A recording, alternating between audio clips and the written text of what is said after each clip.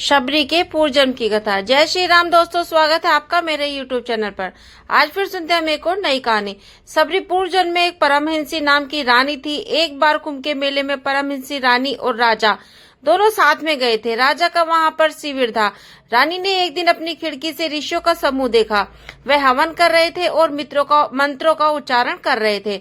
उसको देखकर रानी का मन वहां बैठने को कर रहा था। रानी ने वहां जाने की राजा से अनुमति मांगी, तब लेकिन राजा ने इनकार कर दिया और कहा कि रानी, आप ऋषियों के बीच बैठने नहीं जा सकती, यह आपको शोभा नहीं देता। यह सुनकर रानी अपने कक्ष में जाकर उदास होकर रोने लगी। रानी रात में राजा से बिना बताए अपने कक्ष से निकलकर त्रिवेणी तट पर पहुंची और वहां गंगा माँ से प्रार्थना करने लगी। रानी ने याचना करते हुए कहा कि हे माते, अगर मुझे दूसरा जन्म ले तो रूपवान और रानी मत बनाना।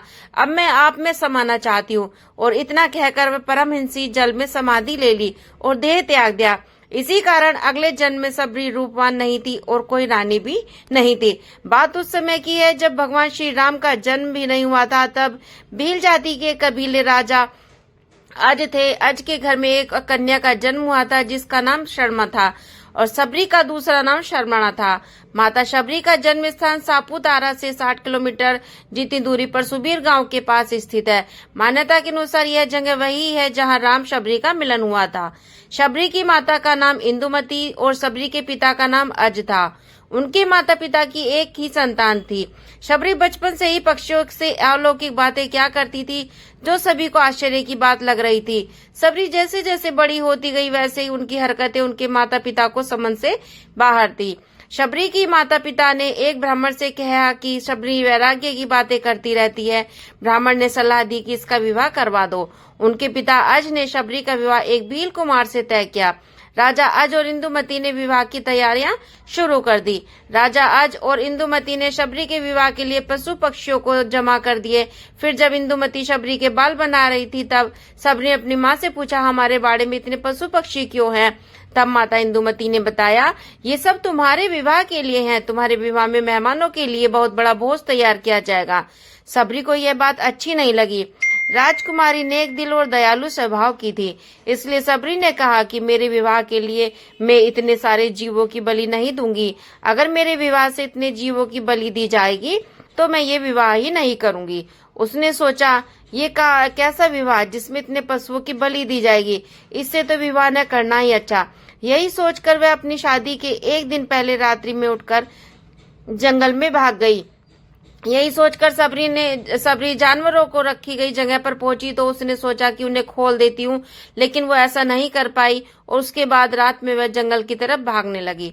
वह जंगल की तरफ भागते भागते ऋषिमुख पर्वत पर पहुंच गई। वहां कई ऋषि मुनि रहा करते थे। शबरी को लगा कि वो सभी इसी जंगल में किसी तरह ऋषि मुनियों की सेवा करके अपना जीवन व्यतीत करेगी। शबरी उसी जंगल के एक हिस्से में किसी तरह रहने लगी। शबरी रोजाना सुबह जल्दी उठकर ऋषि मुनियों की झोपड़ी के आगे झाड़ू लगाती और हवन के लिए लकड़ियां भी लेकर रख देती थी। ऋषि मुनियों ने ये सोचने लगे कि जंगल में उनके काम अपने आप कैसे हो रहे हैं। कई दिनों तक ऐसा चलता रहा, लेकिन एक दिन शबरी को ऋषि ने देख लिया। उसे देखते ही उसका परिचय पूछा। तब शबरी ने उसका अपना परिचय बताते हुए कहा कि वह भील जाति के राजा अज और इंदुमती की पुत्री है। जैसे ही शबरी ने बताया कि वह भील आदिवासी परिवार से संबंधित रखती है तो ऋषियों को बहुत क्रोध हो गए और उनके शबरी को भला बुरा कहा। शबरी को बिल्कुल पता नहीं था कि उसकी जाति छोटी है और उसे ऋषियों द्वारा जाति की वजह से अपमान सहन करना पड़ेगा। इतना कुछ सुनने के बाद भी शबरी ऋषियों के आश्रम पहुंचकर झाड़ू लगाकर गुरु दीक्षा लेना चाहती थी, लेकिन सभी ऋषि शबरी को उनकी जाति की वजह से अपमान करके भगा देते थे। कुछ समय बाद वह मतंग ऋषि की कुटिया में पहुंची। मतंग ऋषि ने बताया वह उनसे गुरु दीक्षा लेना चाहती है। मतंग ऋषि ने अपने गुरुकुल में रहने की अनुमति दी और भगवान से जुड़ा ज्ञान देते थे। शबरी मतंग ऋषि की बहुत सेवा करती थी और वह गुरुकुल के सारे काम करती थी। शबरी के काम से खुश होकर मतंग ऋषि ने अपनी बेटी मान लिया था। समय के साथ मतंग ऋषि का शरीर भी बूढ़ा हो गया था। एक दिन मतंग ऋषि ने शबरी को अपने पास बुलाया और कहा कि बेटा, मैं अपना देह त्याग रहा हूँ। मैं बहुत साल हो गए इस शरीर को में रहते रहते। मतंग ऋषि ने कहा कि बेटी, तुम्हें चिंता करने की जरूरत नहीं है, राम तुम्हारी चिंता करेंगे और तुम्हारा ध्यान भी रखेंगे। और उन्होंने कहा कि राम खुद तुम्हें खोजते हुए इस कुटिया में आएंगे और तुम्हें उनके हाथों ही मोक्ष मिलेगा।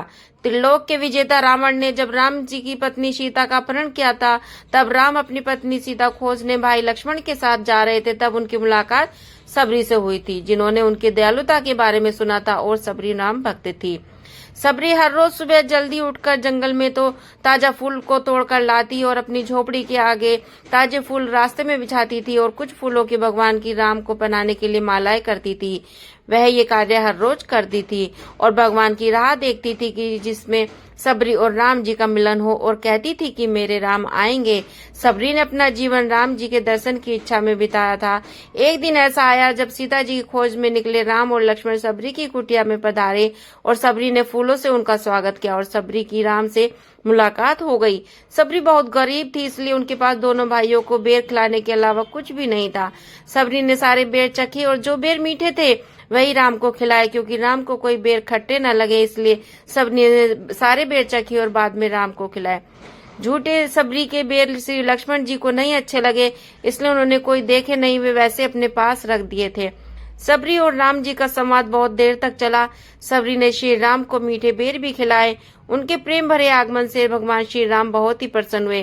Thanks for watching friends. आशा करती हूँ मेरी वीडियो आपको पसंद आई होगी, तो प्लीज वीडियो को लाइक करें, चैनल को सब्सक्राइब करें और बेल आइकन पर क्लिक करें ताकि मेरी नोटिफिकेशन आपको मिल जाए। Please support me. Bye bye, take care.